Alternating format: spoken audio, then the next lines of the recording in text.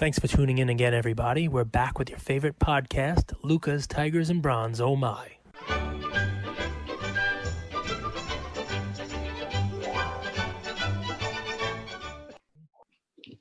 What's up, guys? What's up, Luca Nation? It's funny. I had a few words here to say prepared before we get started, and we do video here, and Cage is in a full-on studio. He's got a microphone. He's got one of those. Well, what does that thing in front of the microphone do? Just it's like spit? No. Catcher? It like muffles the sound or something. I don't know. It's like a whole thing here. You know, it makes it sound good. You have a great voice, so you would sound good no matter what. If you're in a COVID line, for example, just screaming into your phone. Listen, here's the deal, right? I love our audience, and today it's 4 months, right? 4 months of this podcast. 4 months, me and you. Look, 4-month anniversary. That's that's a special thing, man. I don't know what 4-month anniversary is. I don't know if it's paper. I don't know if it's, who knows. It means you're putting out. Yeah, well, listen. If I haven't been putting out for 4 months and 135 episodes already, I don't know why my ass is so sore. But so in any event, here's the deal. This is kid friendly. Yeah, it's kid friendly. Here's my son right next to me. Anyway, but people do notice this stuff. And look, you are giving us your time. We're giving you our time. But you guys are the ones we're doing this for, right? And we want you to have a listening experience that does not tax your ears and does not, you should be enjoying this. You should be, listening to this on your car ride into work or train ride home or, in the gym or in the John, as so many people like to tell us. So, we've gotten some comments recently, especially yesterday's episode where Andrew throws that out there, but we bring you an episode every day and, sometimes life happens. And I actually recorded yesterday's episode on a 2.5 hour long line to get a COVID test. Lucky for you all, and especially me, it was negative. But it's just one of those things that, it's part of life in 2020. We did not want to, not do an episode. Obviously that would have been a decent enough reason, right? But, we try to continue. I'm trying to plug this. Live calls. So Luca Nation, I wanted to read you a question from one of our fans that I thought would help a lot of you guys out. I wanted to give my 2 cents on it. Then Cage maybe adds a little bit. And then we have a really special segment for you guys today with a guest star or up and comer in this hobby. So it's quite long, so I'm going to summarize the beginning and then try to kind of get to the few questions, but I really do think it will benefit a lot of you guys. So this gentleman it sounds like he's from Canada, but he was collecting in the 80s, right? His parents ran a snack bar at a local hockey arena. Okay, he was collecting in the 80s, and he's recently got back into the hobby. He's got some Jock cards, some Zion cards, nothing Prism related. And he's slowly building up his collection. He's a teacher. And what his first question was, he said, what I'm curious about is how can you guys afford these expensive cards? How does someone go about buying quote unquote 53 PSA 10 Devontae Grahams or something similar like these Holy Grail cards? I'm curious because I've seen people buy tons of Prism cards and grade 50, 60, 100 at a time, where it almost breaks my bank to grade 12 cards at a time. I'm curious, how have you both gone about funding such high-end cards? And I'll get to a second part of this question, but I think it's a really interesting question because the first thing I thought of when I read that, Cage, was he's trying to keep up with the Joneses, right? He's looking at other people's collections and he's weighing his success based on what other people are buying, grading, posting on Instagram. I would say the first way you get to those 53 Devontae Grahams, just to use an example that he provided, but any Holy Grail card or any pinnacle that you're looking for, and trust me, when you get there, it's fleeting, because once you get them, you're always thinking about the next thing. That's just human nature. Isn't to worry about 53 Devontae Grahams. It's to worry about what's the next best move for me. And that depends on what is your metric of success, right? So I think we all have different metrics in this, Cage. Some people, it's to collect a full set of 1986 cards.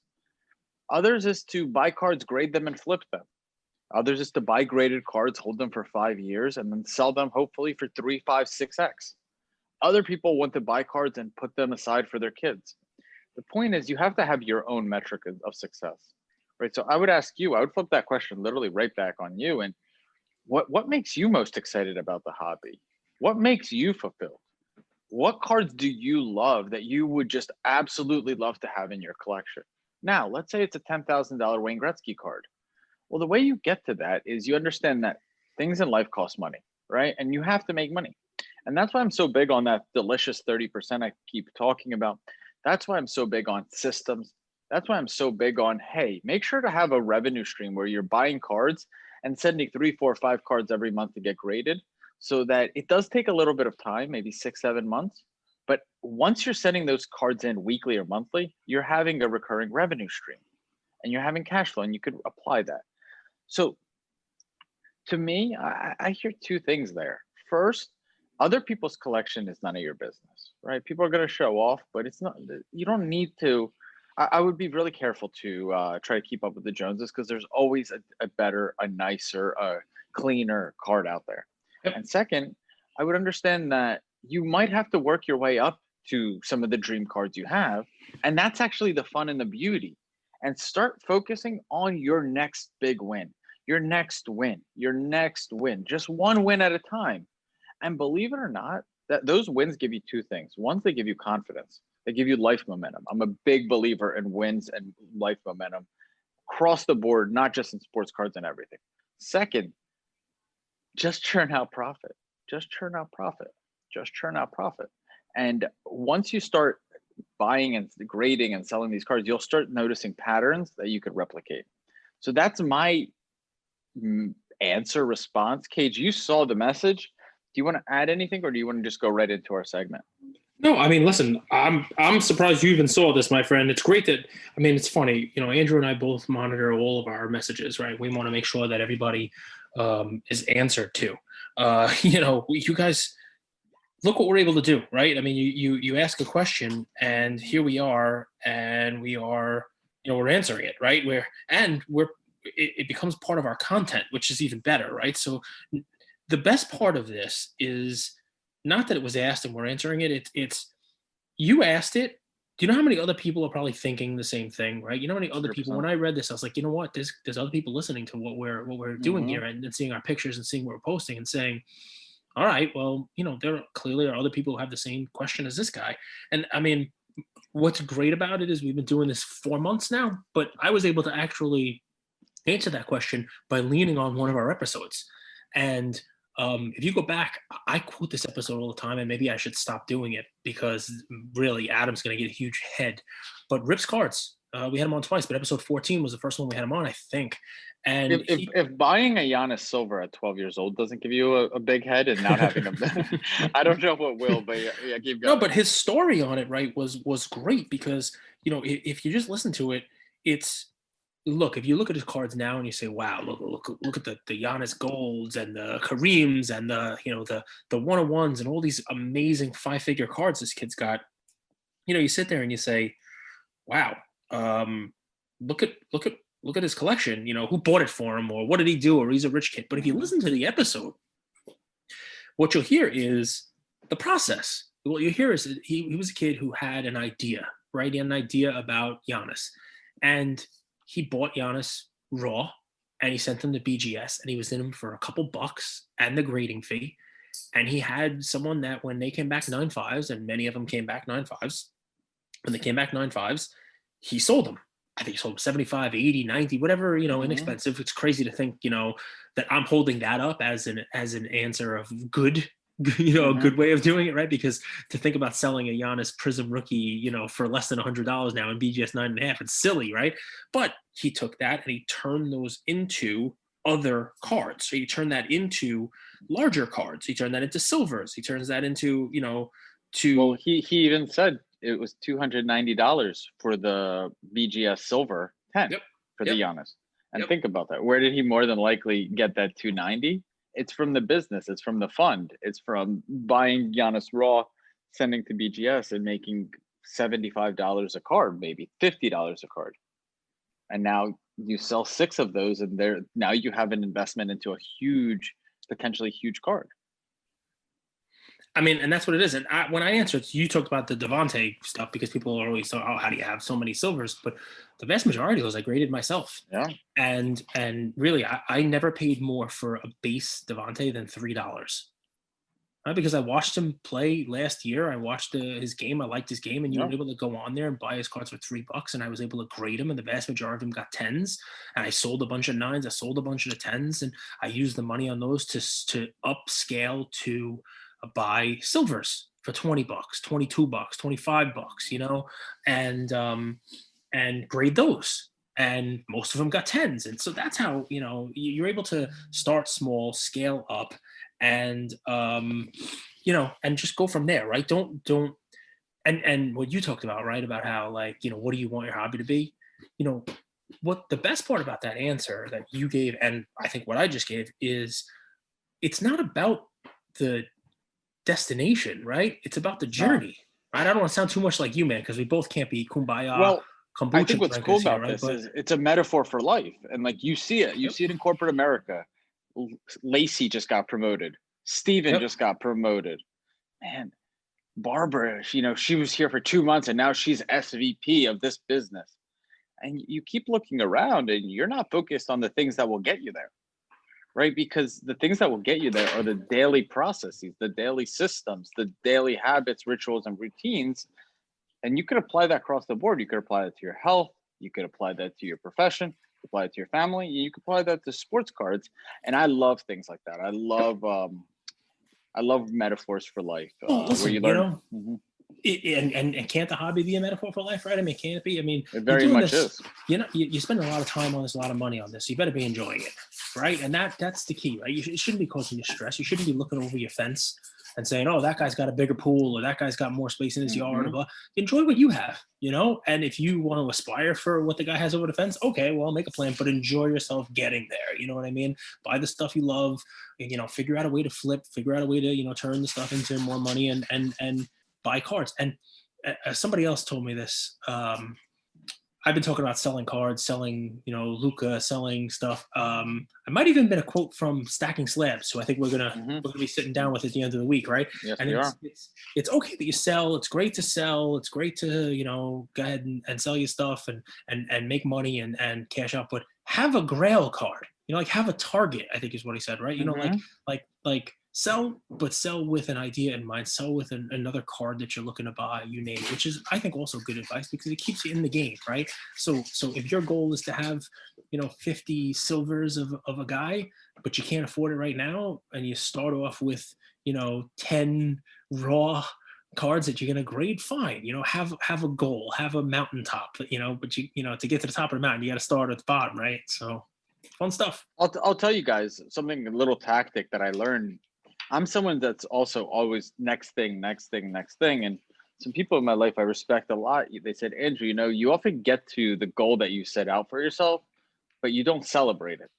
So what I've tried to do is, and it's actually a habit. Celebrating is a habit. You've met those people in your life that, you know, no matter what goes right. I was actually saw this 1:37 p.m. post. The girl does the kickflip and she just celebrates like she literally won the lottery. And I'm sitting there watching, like, first instincts, like, what are you even celebrating? You didn't do anything. But then I remember, it's like, well, that's how you do everything. Yep. Is if you celebrate the first one, your body, and there's science on this. I could talk about this for hours, but there's science on it that your body wants to repeat that behavior. So it starts with something so simple like buying a card and then fist pumping and saying, I made the right bet. Buying a card, grading it, come back at 10 and saying, you know, I made the right bet.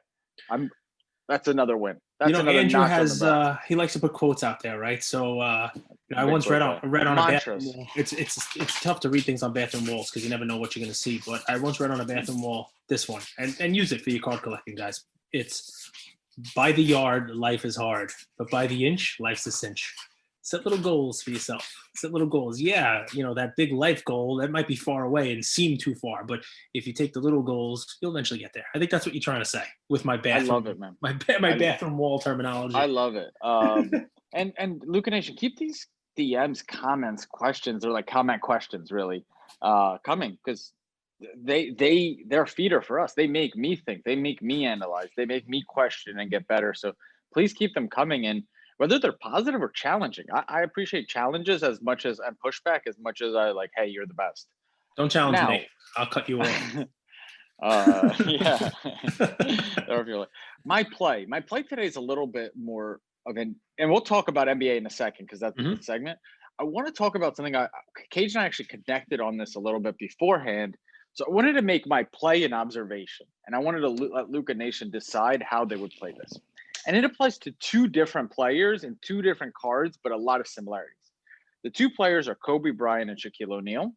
The two cards are the Upper Deck 1992 Shaquille card and the 1996 Ultra Fleer Kobe Bryant card. Very similar cards. Paper, very condition sensitive. There's only about 300 PSA 10s of both of those cards, right? Iconic players, top 10. Who knows what would have happened if they stayed together, but just very iconic players in their own right. Only 300 PSA 10s. Tons of cards graded, probably up around 10,000 for both, for each card graded. Now we get to the PSA 9. The PSA 10 for both of those cards, the Kobe is about 2,000, 2,100. The Shaquille Upper Deck, it doesn't sell often, but is it fair to say it's around the $3,000 card? Yep. Yeah. 3,000, 2,500. It's tough. It doesn't sell often. So like you could see a sale for 2,500. You could see a sale for 3,600. The Upper Deck 92 black one. Yep. So card number one. I actually happened to have one sell last night in the PWCC auction for just over 3,000. 3,050 was my card. Was my card. So you're dead on 3,000. Yep, my card. Amazing. So that's a $3,000 card. I brought to you guys the Fleer Ultra PSA 10. I personally think it's underpriced. That's Kobe's rookie card, and there's only 293 graded. But now, my play is PSA 9s for both of those cards. Now, usually, if you'll see like Luca PSA 10, it's 1,500. The PSA 9 will be 700, right? Cage 600. Yep. Usually a little bit less than half. Yep. Let's call it 35-40%. 35-40 is good. Yeah, 35-40 is good. You know. But here we go back to these really, really, really condition sensitive, ancient by our definition cards. That the PSA 10 is the PSA 9. I'll say is 10%. Yeah, 5%. And to me, maybe there's not enough demand. That's absolutely an option. But they feel, and I want you guys to chime in here from Luca Nation, they feel underpriced to me. The Shaquille card is a PSA 10, which just sold for $3,000, and there's 300 of it. The PSA 9s right now are $200 of the same exact card. And you guys out there know, I mean, there's a variety of options with a PSA 9, but oftentimes a PSA 9 isn't that much worse than a PSA 10. Oftentimes it might just be the grader. Hell, let's even call it. Let's say the 10 is that much better. Is the PSA 9 really 6, 7, 8% of the PSA 10? Or does that correct over time? Does that mean the PSA 10 starts coming down? The PSA 9 starts going up? But to me, it's just an observation that I felt compelled to share. Listen, I love it. And there are cards like that. There are cards like that where the multiple is 10 to 1. Right? I mean, I do it in just because we have one of the comments we got is we're going to have a more inclusive audience, right? So, you know, don't be just sports, be Pokemon, be everything, right? So I'm going to be everything for everyone. So a Pokemon comparison is my favorite, Chansey, right? So in the 1999... Chauncey Billups? Yeah, Chauncey Billups, exactly. So the Chansey in PSA 9, it's not that expensive of a card. You would say it's a lower end of the Chansey Hollow first edition from 1999, base set. But the 10 is huge, right? It's one of the top 3 or 4 price-wise cards because there are so few. It's the lowest pop card in the set, 46, I think, the last time I checked. So when you're doing that analysis, part of the reason why the 9 and the 10 have that, that different multiple, such an expanded multiple, is the scarcity. And you looked at it yourself, right? I mean, the Shaq PSA 9 the pop was in the thousands, 2,000, 2 and change. And there's only 310, 317, 320, whatever it was of the PSA 10. So, that's where you get those multiples. Same thing with your Kobe. And you flush it out yourself. I mean, between us, we've probably graded, 20 of those, and one comes back at 10, right? So, I mean, that's the same thing with the Fleer Ultra Core. 60 Kobe's. 60 Kobe. Yep. Probably 25 nines, 110, 25 eights, a few in the 8.5s, which kind of hate the PSA 8.5. I have a theory about that. I'm actually keeping every 8.5 I get because I think they're going to be really scarce. This is artificial scarcity, right? Who wants a 9? Who wants an 8? You got an 8.5. They're really low pop. I'll tell you. Want to hear something crazy? Go ahead. In one of the auctions, I was auctioning off a lot of 8s and a lot of 8.5s of the same card, the Kobe Fleer Ultra, and the price per card for the 8s was higher than the 8.5s. That doesn't surprise people. Hate 8.5s. They really do. They hate the 8.5s. So listen, so here's the fun of it, right? So I like the play. I like the pick. We got to talk some NBA, right? So we got to talk some news, right? Because I heard Harden has a deal in principle in place to go to the Nets, which, I mean, with those salaries, they're going to meet him. They're going to meet him at the airport with 3 to 4 strippers, all the $1 bills he needs, and he's going to go right there. Then maybe visit Hudson Yards and hit the vessel for a minute, and then he's ready to go. Him and Kyrie and Durant are going to grab dinner. Well, he can fly to Brooklyn quicker than anybody else because he flies on that special jet where the world is flat. He doesn't have to fly. There's no rotation there. Like but here's the deal, right? So I don't know how do they pay him? Like, how do they stay under the salary cap with those 3 guys? I mean, Harden just turned down a 2-year, like $103 million. He turned down 50-something million a year. He's got to take a pay cut. I mean, what is Durant going to give him some money on the side? I mean, is he giving something else on the side? I don't know what's going on here. I mean, that's going to be exciting, right? I'll tell you my take. Please. They should freeze. LeBron goes west. 1 year. Everybody goes east. Well, I mean, it's very smart, right? You talk about going to the finals. Like, do the Nets become? If that's not Terminator, that's Arnold Schwarzenegger. Yeah. Do they not automatically become the favorites to go to the finals? Not win, but do they not? Who's that? The Nets. The Nets, yeah. If the refs and the NBA push them through and they keep them happy, I think anyone could be a drug addict for a year. I don't see the success long term. That to me is that's a dumpster fire waiting to happen. But we're going to have a short season, so maybe that shrunk time frame might give them a little time to like. Dude, egos are real. Like, I don't know if you guys have been in a lot of teams and cultures. Like, egos aren't something that just go away overnight. And I don't know if you guys have watched these 3 guys.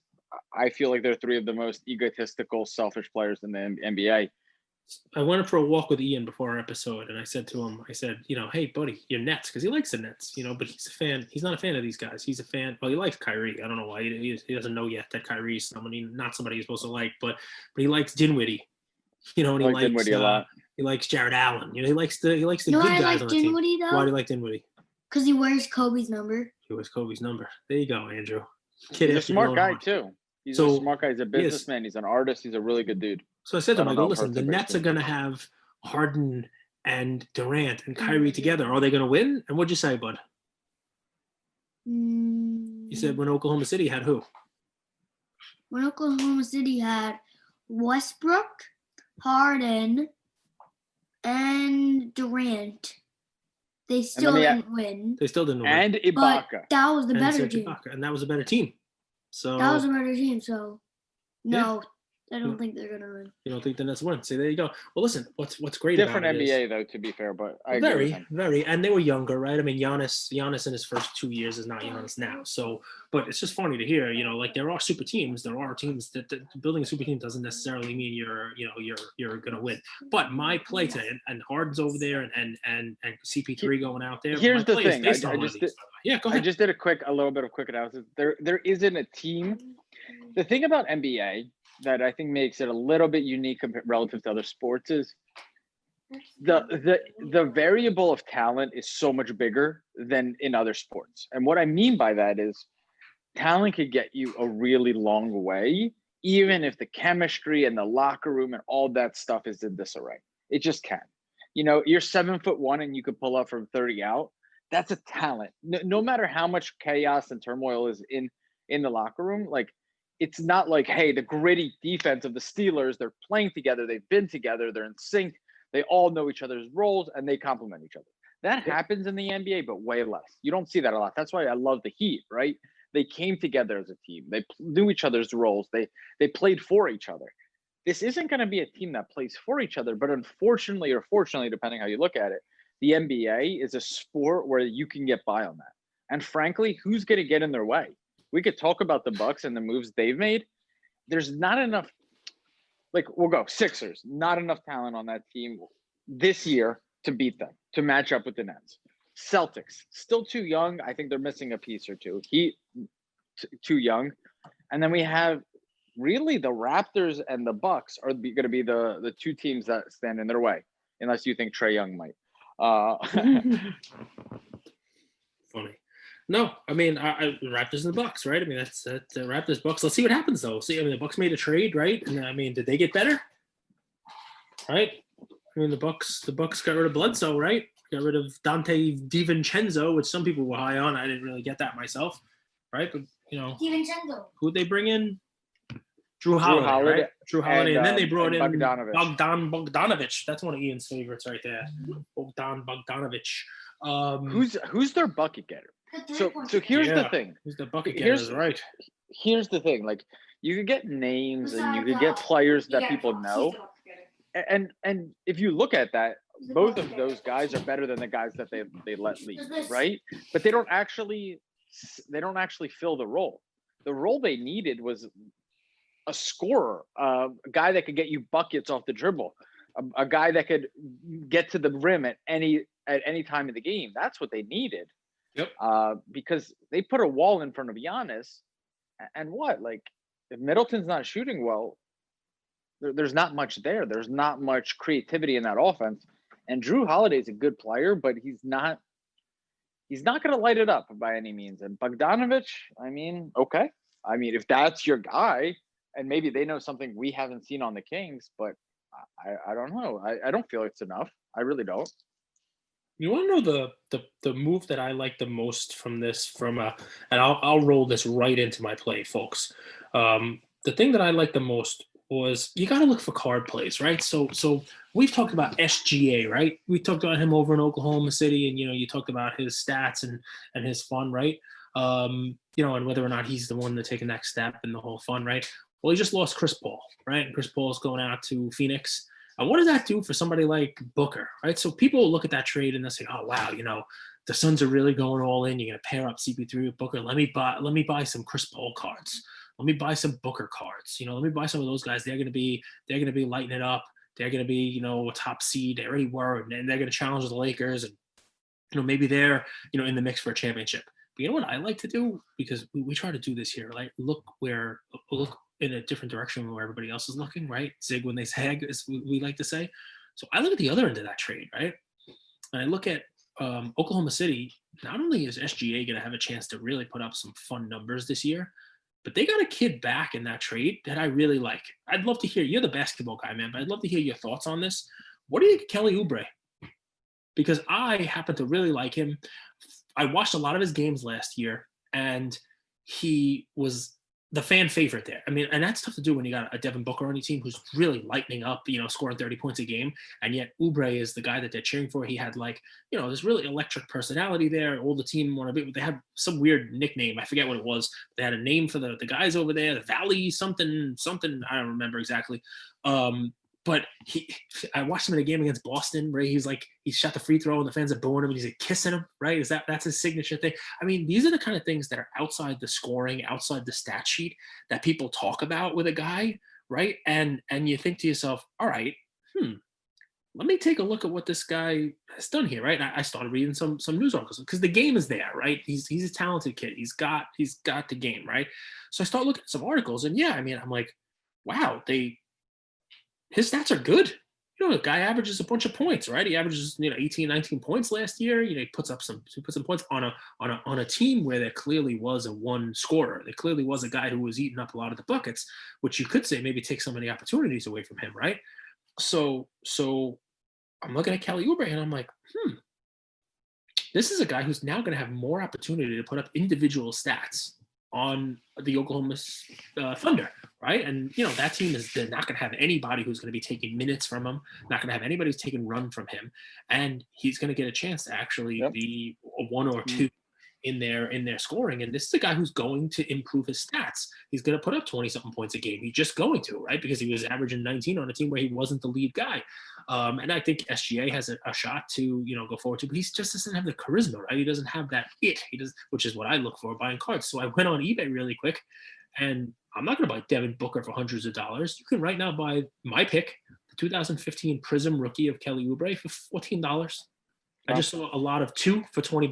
$20 for 2, a $10 Prism rookie. Now, listen, there's only like 15 or 20 of them on eBay. So the first couple people who listen to this are probably going to go on and hit buy it now on every one of these ComCs. There's ComC multiples available. There's some silvers available. That's probably DJ's. DJ probably bought all of them up. Probably DJ. Him and Wendell Carter. Maybe, but the point is, this is when there's basketball news, we could talk about it. We can say who got the better part of the trade. The first thing that I look at is what's beneath the skin a little, right? So everybody could talk about Chris Paul and, is this his last run in a Hall of Fame career? And is he going to win a championship here? Everybody can talk about, how it's going to impact Devin Booker. And let's look at the Suns. I look at the other side of the trade, right? Because we talk about Trae Young, right? Trae Young did not go to the playoffs last year. Trae Young's team was horrible. You know what Trae Young had? The longest leash in the league. Nobody was yelling at him when he came to the bench and shot a 50-foot three-pointer with 18 seconds left on the shot clock. It didn't matter because it was his run, right? I mean, he could do what he wants and he can score at will. I have a feeling, while it's a different player, obviously I'm not comparing him, but, the Oklahoma City team is going to be looking for somebody to put the ball in the basket, and this kid fills that role. So there's my play. Talk to me. I like it a lot. And don't forget, guys, this is a guy that was extremely, extremely talented. He was drafted by Washington. So Bradley Beal and John Wall took a lot of the ball off his hands. Then he goes to Phoenix. Devin Booker gets all the shots. So, and I'll get into this. My one question with him is the intangibles, pretty boys, and he is a pretty boy. Scare me. They scare me a lot in sports because I always wonder where's their attention and focus.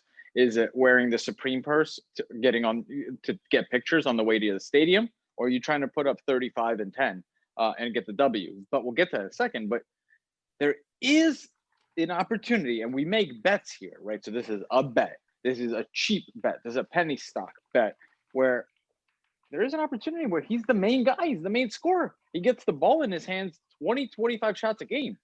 That's a role that he hasn't been in. Now, being in that role for a full 72 games is different than being in that role for 10, 15, 20 games. That's right. Where his card is $14 and it might become a $75 card. Mm-hmm. You're like, $75 card, that's 4 or 5x. That's huge returns. Yep. That's astronomical returns. And it's not that out of the realm of possibility because who else is going to get the rock? Him and SGA. And SGA is not an on-ball player. That's right. SGA is an off-ball player. He prefers to play off the ball. He likes to slash. He likes to get the ball sometimes and beat his man, but he certainly does not love to have the ball in his hands like Chris Paul does. And maybe they'll have more of a he'll be more of a point guard role too. I mean, SGA had a bunch of he's a stat filler without Chris Paul there. I mean, they got Ricky Rubio in there, back in the trade too. But I mean, it's interesting. It's just the whole thing's interesting to me. You hit the nail on the head. Penny stock, right? So I'm gonna scoop up as many of them as I can for $10 to $15. I will sell them during the year. I'll look for them, see if there's any gradable. I'll throw them in the next Luca Nation sub and grade those out and have hopefully something come back. But if not, I'll keep them raw and I will I'll sell him when he drops his first 35, 40-point game. That's it. This is a guy. I'll be honest with you. This is a guy that this is I see something that trips a lot of people up. Right. Let's forget his name and let's just use a scenario. You buy a guy $15, right? You're sitting here and you think if this guy goes to $50, holy crap, that's a blessing, right, Cage? Yep. But then he does go to $50, and then you're like, maybe I should hold it until 60. Yep. He's playing so well. He's 5 games of 35 points or more. I'm gonna hold till 70. I'm gonna hold till 80. This is a player. These are types of plays where you need criteria, in my opinion, because I think he's going to go on that run. But you're going to be, if you don't have criteria, you're always going to be one step behind that run. And when that run comes to the end, and everyone's run comes to the end, Michael Porter Jr.'s run came to the end, Bull's run came to the end, and you could take that back in history. There have been guys, even Kobe. I remember Kobe was going on like a 40-point um, 40 points a game type To of everybody run. to everybody in every sport. Tatis, you could have sold Tatis for more than double he's at now during the baseball season when he's Well, on that but run. these guys are It's just- stars. But I don't know if you remember this. Chris Bosh used to put up 25 and 10. oh yeah, So my point is the reason Kobe will always put up 40. Trey will always put up 40 because they're the main guy. This is the opportunity, like you saw with Michael Porter Jr., where he got the opportunity to be the number one guy for an indefinite period of time. You didn't know if it was one game or 10 or for the rest of the year. This is an opportunity for Kelly Oubre to be the guy for a certain period of time. And I think his cards are going to follow. yeah. Well, I mean, listen, it's low risk. I looked at it and I said, let me see when his Prism rookie is. I didn't go crazy with other stuff. I just said, well, let's see his Prism rookie and let's see what it's selling for. And you can literally go on eBay now and buy him a lot. There's $20, 2-card lot. So, it's available. It won't be available for too long. So we hope you have your notifications on. This is one of those plays, guys, where, I'm telling you, somebody's going to listen to this and then they'll be one of the first 5 to listen to it, go on and clean out eBay. Did you check any graded cards of his? There are some graded. Somebody just listed a PSA 10. It was just over 100. I saw some numbered ones. There are, but I don't like going in there and scooping the cards up myself before giving the plays. This is by the way, one of the worst parts of the podcast because I want to give my plays, but I can't give a play and say you could buy it for $10. And then when you go to listen, it's not there for $10 because I went in and bought it myself. So that's where I come up with my 3-day, I'm going to let you guys buy them. And, in the end of the week, if they're still there in any kind of semblance of the same price as what I'm recommending it now, I'll go and buy it myself. I bet you guys, I'll give you a few little twists here. Because I'm sitting here thinking like, well, if it's $14, is the PSA 10 a good buy? And my immediate answer was no. And the reason I said no is because it seems like it's one of those cards that people stashed and didn't sub. Yep. It seemed so if and when he does break out, that PSA 10 pop is going to go through the roof because people are going to start grading them. Yep. I think you have some time right now to grab them raw and grade them. And the way I would do it is I would go to the Facebook groups. I think people are sitting on some stashes and you could pay a premium. You could pay a little bit more if you want to get $16-17 for each, even if that's the case. But they're the buyer's reputable, and he's like, I was going to grade these myself. Because sometimes it's just not worth it to grade, especially if you didn't get in it on the $8 bulk sub like Cage used to do. There is no bulk sub anymore. So this card is the modern, not ultra modern, which is nice. So if you're subbing it with us, cheaper. It's a little bit cheaper, but still like $15, $16, $17 a card. You're like, if it PSA 9s, I'm losing money. Maybe I'll just hold it for a little while. Listen, I'm trying to get in on this with a, as inexpensive as I can. I like his rookie. I like that Prism rookie. That's where I like to go. I mean, I see lots of 20 of this guy's cards for $20, if you don't want to just do the rookie. There's a lot of lots of 20. Yeah, of not just the rookie card, just this guy, like if you don't just want to buy his Prism. No, listen, right now I'm looking at $15.99 plus shipping. There's somebody right now has one with more than 12 available. Now, I don't know if they're picked through. I don't know what the story is. This guy doesn't seem like somebody who would have been, graded too often. But right now on eBay, someone has a quantity of them. Normally, I would jump in and I would buy every single one of these. That would be how I play it. He's got 16 of them. I'm looking at it right now. So you know how it says 12 plus available? I just turn the quantity up. There are 16 available at $15.99 or best offer. Right? So those, I have a feeling by the time you listen to this episode, if you're not one of the first couple of people who listen to this, those will all be gone. But yeah, there's a seller right now on eBay. It's got a quantity of them. Looks like 9 have been sold. So this is somebody who had 25 of them at one point in time. It's a seller out of Washington. I'll even give him a shout out. It looks like Hidden Treasures Sports and Collectibles is the seller's name. Why do you? This is back to the question. This is back to the question from the beginning, and the gentleman mentioned he's like, I have a few Zion, but no Prism. Chronicles and Marquee. Why do people buy those cards? Why do people buy what? The Prism or the other cards? No, the other, like the Chronicles and the Marquee and these like offshoot brands or sub brands. Well, I mean, think about it, right? Some people can't afford the PSA 10 is, it's, people can't afford the Prism. People can't afford the Optic, especially now. I mean, think of it, when Prism comes out for, this coming year basketball, what's a hobby box going to be? $2,000? Just straight. So you're not going to see like a Zion Prism for $50 anymore. Those days are long gone. Well, I mean, you're not going to see the top rookie raw Prism card for $50. No, which is funny too, because that makes something like what our play today for $15, that makes it even better, right? I mean, the fact that you were able to get Devontae Graham for $3 or $4 or $10 or whatever it is, I go back to him all the time just because I know the numbers. Right. But Cage, when you were buying those, people were probably telling you that's too expensive. Yeah, people were like, "You're an idiot. Why are you buying these?" They would offer me stacks of them. When I was buying Zion for $50 in January, people were telling me, "Why are you buying Zion for $60? It was just 32 weeks ago. Mm-hmm. Why are you buying it for 50 when it was just 30?" It's like this recurring theme. No matter what the price is, people buy on price, not value or worth. It's true. It's true. I mean, and listen, I'm guilty of it myself. But you have to realize though that as the price goes up on the next class, the same stuff that happened with like vintage, where people were like, "Wow, if I'm paying this much for a Zion and a Ja, let me go grab my Hakeem Olajuwon." Same stuff's gonna happen. It's gonna be a ripple. If people are saying, "All right, LaMelo Ball's Prism Silver is $1,000," well, I'm gonna go back and buy Ja, or my trays are cheap. Or, or go back a year before that, or go back and look at, Ben Simmons, or who knows? I mean, it's crazy. But I actually think, and I'm picking these words carefully, I actually have to jump off after this because I got invited to do a podcast for the card table at 5 p.m. Eastern. So I have to jump off here.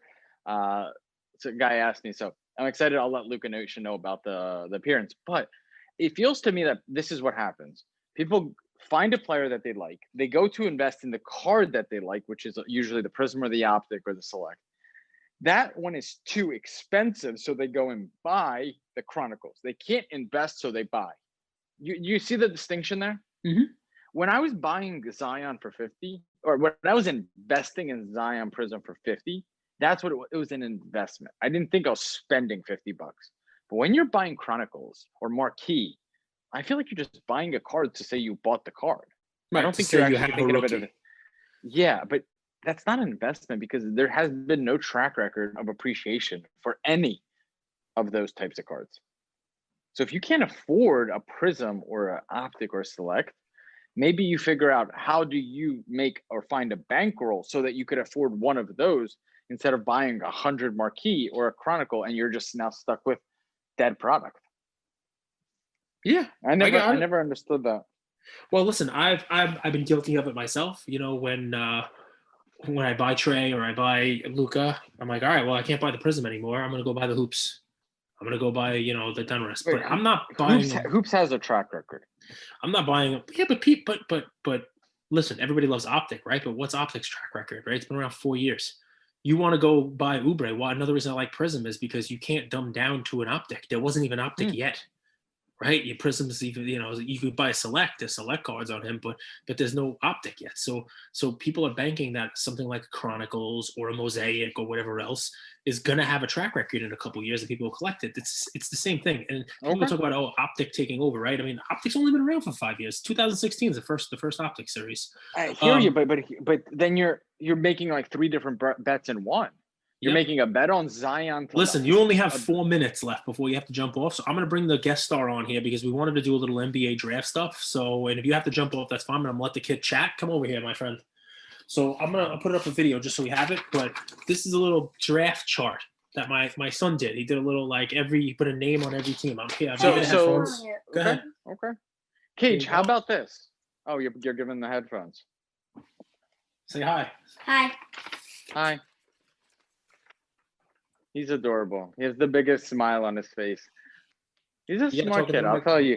I love kids. I love people with initiative. Do you want me to start? Yeah, go ahead. Let's see. You can start tomorrow. In the draft. Anthony Edwards for the first pick. Okay. The Minnesota Timberwolves.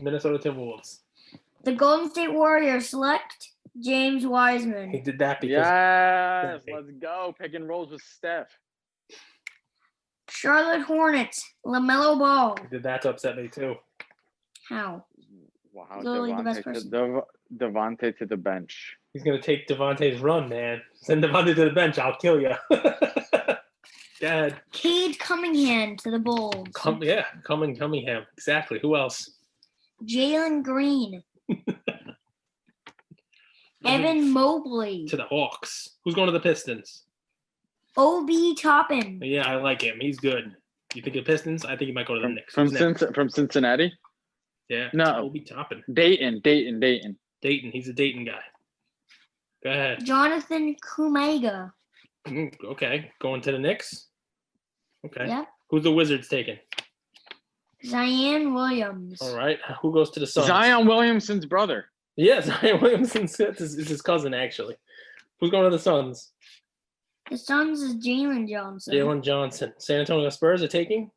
Brandon Boston. That guy should go to the Celtics, Brandon Boston. Who's next? Terrence Clark. Going to the Sacramento Kings. And who are the Pelicans taking? Caleb Love. I love that pick. Who's going to the Boston Celtics? Cole Anthony. And Orlando Magic? RJ Hampton. All right, we'll have you on tomorrow. You want to do the rest of the first draft? Sure. Who's the Trailblazers? Go. Trailblazers. Hero Lewis Jr. And Minnesota Timberwolves. Kenyon Martin Jr. Oh, I love it. Kenyon Martin. Kenyon Martin. You know that? Kenyon Martin was good, man. That Nets and Nuggets team he was on was all right, who's going solid. to the Mavericks? Mavericks is Ilikji Pokusevski. I gave that guy as a pick. Let's go. He partners up with the Mavericks. Forget about it. You're not going to be able to. Brooklyn Nets is Tyrese Max. All right. Who goes to the Heat? Isaiah Stewart. Tyler Hero. They can draft him another year in a row. Philadelphia 76ers. Desmond Bain. Nuggets. Tyrell Terry. Utah Jazz. Daniel Utero. Yeah, the Bucks. Tyler Bay. I like him. Oklahoma City. James Williams. Boston Celtics. Jaden McDaniels. New York Knicks. Jalen Smith. Lakers. Leonardo Baltimore. Toronto Raptors. Nico Marion. Mannion and the Boston Celtics. Theo Maldion. All right. So, guys, if you actually stayed and listened to that, here's what you gleaned. The reason why we went through this exercise with you. I don't know half those guys. I don't even think I know 2/3 of them. Okay, And it's 5:00. I don't even think I know 2/3 of those guys. So what we're going to be doing now is we're going to watch that draft tomorrow, and we're going to pay attention to them. I'm going to watch some film on them, and we're going to learn. We're going to find where the bargains are. We're going to see who lands on what team and what. Before that draft happened, we're making the end of round 2. Oh, we're going to do round 2? Awesome.